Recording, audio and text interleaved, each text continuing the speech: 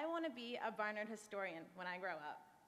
I've spent hours in the archives, poring over pictures and yearbooks and newspaper clippings, eager to learn the stories of Milbank, Held, and McIntosh. I've become obsessed with the story of Barnard. It's one of discovery, of resistance, and remarkable women. Our college has been home to students who have dedicated themselves to doing work that matters. Our predecessors established themselves and set the bar for the strong and the beautiful, and we celebrate their triumphs and recognize their achievements often. It may be difficult to envision the illustrious women who came before us as anything but stately portraits hanging in Salzburger Parlor, but they were, just like us, sitting at their commencement, terrified of life after Barnard, thrilled to go out into the real world, and overwhelmingly elated to graduate from our school. As we process in our caps and gowns, looking very much like the pictures of graduations past, I'm reminded of the similarities we share with our foremothers. They spoke up and spoke out like us. They came to Barnard with the same passion and reverence we experienced when we walked through the gates for the first time. We wrote for Bulletin, we voted in student government elections, and we met the physical education requirement like they did. It is in these shared stories of life in our community that I am assured of the glittering future of 2010. Our class is the next to join the panorama of brave and remarkable alumni, and will do so with courage and grace. Our foremothers didn't leave Barnard and instantly become legends, but they did so because they had the support system of their companions. They forged the same enduring bonds we have, the same community of belonging, the same dominating sense of being a group of like-minded leaders and visionaries. We are an outstanding group of individuals who have lived and learned in the best women's college in the world.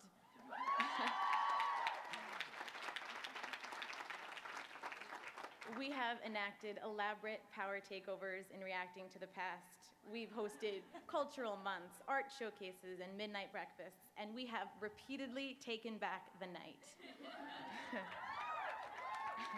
We've competed with the brightest young minds in our classes, in our clubs, and on our teams. We've questioned authority. We've broken through barriers, and we have been afraid, and we have been through the fear, and we have defeated it. I'm not sure there's a typical Barnard experience. The hundreds of opportunities for discussion, achievement, and empowerment make it difficult to generalize our individual journeys. But certain elements that are crucial to developing in an environment surrounded by brilliant and inspiring women bridge the differences among our diverse population. Much like the women before us, our paths to self-discovery have been long and winding, with detours and stretches of unpaved road. We've established community in the absence of a student center. We've watched homecoming games and gone to the gym and cheered on the best rebounder in the nation.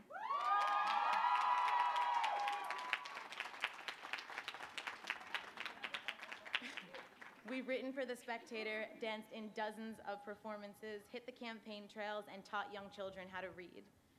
The women who attended Barnard in its early years were prohibited by etiquette from acknowledging and interacting with the men in their classes because they had not been properly introduced. Today, we kick their butts. We are concerned not only about how well we do, but about what good we do. You can quite actually spend hours in the archives reading the individual success stories, and they are informative and exhilarating, but not comprehensive. It's this moment, it's this threshold on which we're all standing that can define us. There'll be decisions we'll have to make and paths we'll have to take by ourselves, but it's what we've fostered on this campus that will sustain us when we waver and are unsure. What we have here today can't be described as camaraderie, it's not a partnership, we're not affiliated with each other, and we're not a clique.